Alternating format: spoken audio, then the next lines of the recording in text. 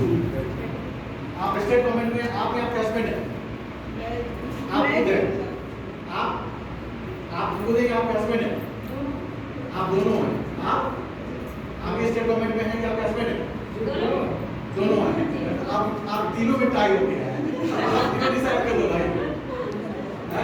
इनको ले सकते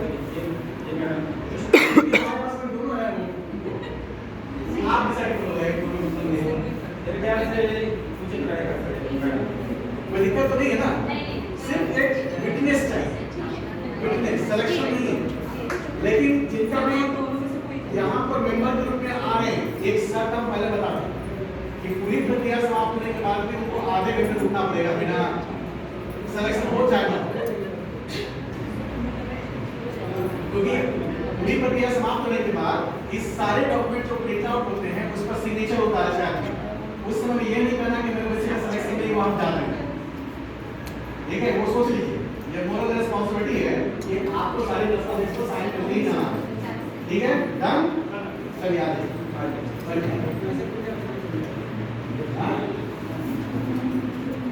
सेकंड सब्जेक्ट के लिए कुछ बात नहीं, वो सब है। बैठ जाइए यहाँ ठीक है, कैटेगरी 1 2 से और कोई आया नहीं यहाँ पर? नहीं आया, बैठ।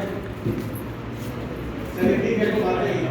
कैटेगरी 3 से जो उधर से हस्बैंड थे, नीचे वाइफ हस्बैंड थे, कौन थे? आपके हस्बैंड कौन है? समय है ना आपके पास? समय है ना? आप आ जाओ। वो कैटेगरी वाले वो रुके ही नहीं होते। ठीक है, आप सेकंड से ठीक है। सर ने ब्लॉक क्लियर को मीटिंग बजानी है, शायद जो भी आपको काम है। तो इस प्रकार से हमारी 6 मेंबर कमेटी तो हो गई है। चलिए आगे कार्रवाई करते हैं। स्क्रीन पर आइए मैडम, सेकंड से पूछिए। चलो जूम कर लीजिए। देखिए थोड़ा सा यहाँ पर तो समझ में आ जाएगा सभी के लिए। ये क्लास है, ये वैकेंसी है, 34 वैकेंसीज है total class wise. KVS central government organisation है। इस पर दो नियम एक साथ लागू है। कैटेगरी का मतलब कि category 1 central government employee, category 2 भी सेंट्रल गवर्नमेंट एम्प्लॉय होते हैं। अंतर केवल यही होता है, कैटेगरी 1 फुल्ली सेंट्रल गवर्नमेंट होते हैं, कैटेगरी वाले बढ़िया। इस तरह से 3 और 4 के स्टेट गवर्नमेंट एम्प्लॉय होते हैं। 3 वाले में डायरेक्टली स्टेट गवर्नमेंट एम्प्लॉय होते हैं, 4 में स्टेट गवर्नमेंट ऑटोनोमस बॉडी होते हैं, और 5th वाले होते हैं जनरल कैटेगरी।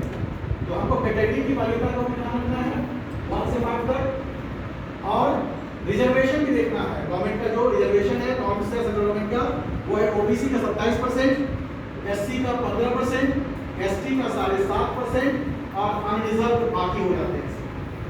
ठीक है, ये दोनों को फॉलो करना है। अगर हम इस दोनों चार्ट को देखेंगे तो आप व्हाइट कॉलम में देख रहे हैं, इंग्लिश पढ़ रहे होंगे तो व्हाइट वाले कॉलम जो है इनफ्रैक्शन को दिखा रहा है। मतलब इस सीट का अगर 27% देखेंगे तो ये मिलेगा। ठीक है, तो इसको अगले रूल कहता है कि अगर राउंड ऑफ करना है, उसको क्या करना है? राउंड ऑफ करना है। बच्चे को आधा नहीं होंगे, बच्चे जब भी होंगे तो पूरा होंगे, उसको राउंड ऑफ करना है। तो अगला जो टीम देख रहे हैं आप यहाँ पर, ये राउंड ऑफ कर दिया गया है।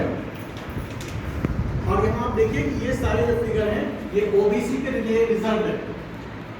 ठीक है, लेकिन इस ओबीसी के रिजर्व में भी ध्यान रखना की बात ये है कि पहले कैटेगरी 1 वाले को ले जाना है, फिर उस ओबीसी के अंदर में भी फिर 2 फिर 3 फिर 4 फिर 5 आएगा। क्लियर? दूसरी ये एससी की आ रही है 15% सीट, ये उसका कैलकुलेशन है। अगर यहाँ पर लिखेंगे 7 का 15% तो 1.05 होगा, राउंड ऑफ करने पर ये फिगर आएगा।